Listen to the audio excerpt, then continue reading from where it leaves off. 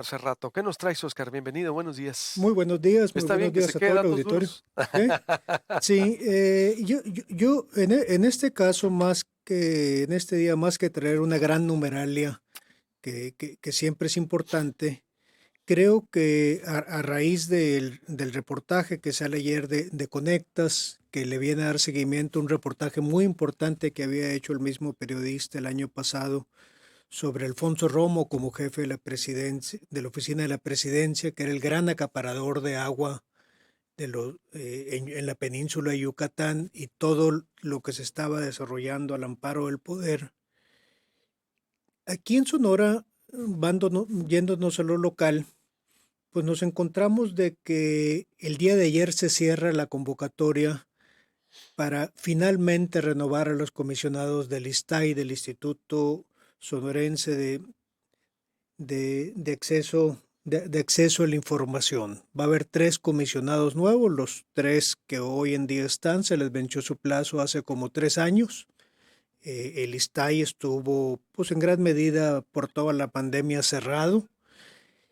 Y en Sonora tenemos un aparato que nos cuesta 48 millones de pesos al año, donde básicamente los garantes del acceso a la información pues han estado nadando de muertito en los últimos años y además en un limbo legal porque su periodo había terminado.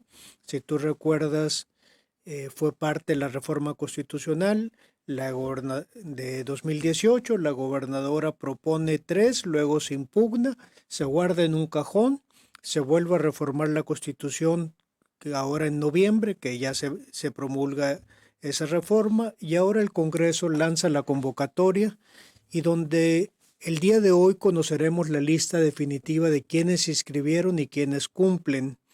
En los nombres preliminares que han salido nombres nuevos en el tema público, pero también han salido los mismos que se inscriben siempre.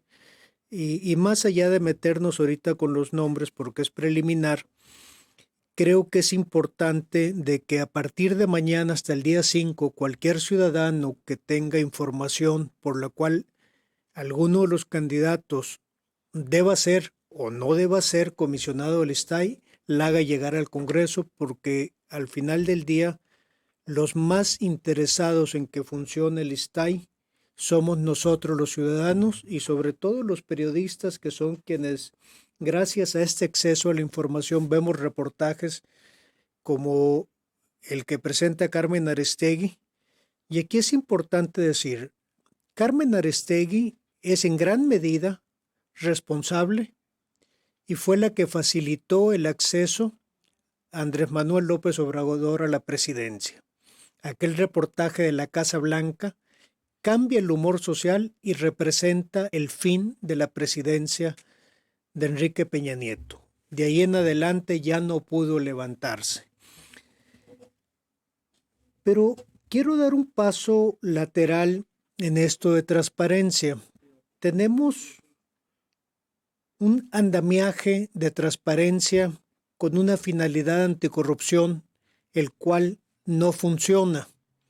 Ayer veía que el periodista Rafael Montes de Milenio publicó que en los últimos 21 años la Auditoría Superior de la Federación ha presentado 1,091 carpetas penales ante la Fiscalía General de la República y solamente hay 14 sentencias. Hay 700 y pico de casos de que están guardados en un cajón. Y esta parte, pues hablamos de que hay una eficiencia pues ridículamente baja de los órganos garantes anticorrupción. Y aquí tenemos en Sonora que también se va a renovar el ISAF. Ya ha trascendido de que el ingeniero Moya, auditor del Estado, pidió su jubilación. Y en este tema de captura de instituciones, espero que los 3 comisionados del ISTAI no sea un hazte un lado que ahora pongo los míos. Y en el caso del ISAF, que maneja 238 millones de pesos de presupuesto al año, también no sea un más, hazte un lado porque ahí te voy, porque el ISAF también nos ha quedado mucho de ver. Hace algunas semanas salía de que el ISAF había contratado empresas factureras. El mismo ingeniero Moya fue al Congreso a defender de que no eran factureras cuando él las contrató, que eran factureras después, pero tampoco habló de que la empresa facturera en cuestión compartía oficina con otra empresa que también era facturera, que también ha facturado a gobierno. Y en esto de las empresas fantasmas parecería ser que todos los periodistas las conocen, todos los medios se han logrado encontrarlos. Algunos ciudadanos nos hemos percatado, pero los únicos que nunca se dan cuenta son la Contraloría, el Instituto Sonorense de Auditoría y Fiscalización, y además son los grandes usuarios de estas empresas fantasmas. Y aquí vengo a un tema que también hay que decirlo bueno. Para la Sala Anticorrupción del Tribunal de Justicia Administrativa, el presupuesto del próximo año es 0. La eliminan porque era innecesaria, no tenía casos. Bravo. Vaya, sí. Primera acción de romper con el pasado hasta que se está viendo algo. Porque, que se está viendo algo, pero también en el tema de captura de instituciones, el Tribunal de Justicia Administrativa, pues acuérdate que hubo un cambio raro ahí que destituyeron al magistrado presidente para poner otro. Y si no se ha transparentado y no se da una explicación de los porqués, seguimos en un modelo de antes como antes y ahora como antes en el tema de captura de instituciones. Y aquí llego a la Contraloría. La Contraloría va a tener un presupuesto de 203 millones de pesos en el año, la cual, si bien tiene funciones muy importantes más allá del sistema anticorrupción, tenemos que hablar de que tenemos un sistema estatal anticorrupción caro, inoperante, anquilosado, y que desde su creación solo sirvió para proteger a los mismos funcionarios públicos. Hubo un cambio en la Fiscalía Anticorrupción, el cual en un pase raro, la Fiscalía General del Estado le pasa las carpetas de investigación en curso de la estafa del cartel inmobiliario. Muy raro. Muy raro, porque además la Fiscalía Anticorrupción solamente es competente para ver aquellos casos donde hay funcionarios públicos. Entonces, en este pase, esperemos no sea una táctica dilatoria, porque si quienes son responsables no son o no eran funcionarios públicos, en ese momento la Fiscalía Anticorrupción no es competente de acuerdo a su normatividad y tendría que regresarlos a la Fiscalía del Estado. Y volvemos a lo que se ha dicho muchas veces, una justicia diferida es una justicia no otorgada. Hace 5 años, hace 6 años ya veíamos, pues con gran sorpresa y además con gran horror, de que el gobierno de Pavlovich ordenó que se publicaran las 3 de 3 de todos sus funcionarios, de los cuales 78 funcionarios presentaron su declaración 3 de 3, de las cuales solamente una estaba bien hecho. Y hay que reconocer al doctor Unson, del secretario de Salud de aquel entonces, que presentó su declaración como marcaba la ley y como marcaba el espíritu de la ley. Todos los demás tuvieron alguna otra falla y hubo quienes evidenciaron fraudes fiscales y otras cosas penosas con los cuales jamás se actuó. Hoy, a 6 años de distancia, tenemos un gobierno que ya va para 3 meses y no han presentado su 3 de 3. No hay ningún indicio de combate a la corrupción, y estoy hablando del gobierno estatal y los gobiernos municipales y del Congreso. Parecería ser que el tema anticorrupción y el tema de rendición de cuentas solamente les interesa en el reparto de cuotas a sus cuates, porque lo que hemos visto hasta ahorita que han ido capturando instituciones en un quítate que ahí te voy porque ahora viene alguien de mi color o de mi clica o de mi grupo político. Y esto es muy peligroso porque tenemos, y ahora sí debo decirlo, pues un contralor que le ha dedicado una buena parte de su vida, o la mayor parte de su vida adulta, al tema de transparencia. Y él mismo hace algunos años decía, bueno, pues es que primero buscamos la transparencia, pero no fue suficiente.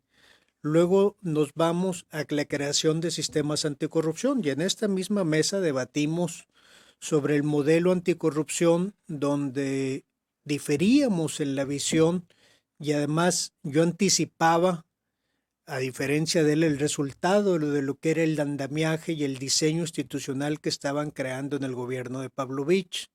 El tiempo me dio la razón, pero él dijo algo muy importante ya en una evaluación posterior, dice, hubo una captura del sistema anticorrupción por parte de los poderes fácticos.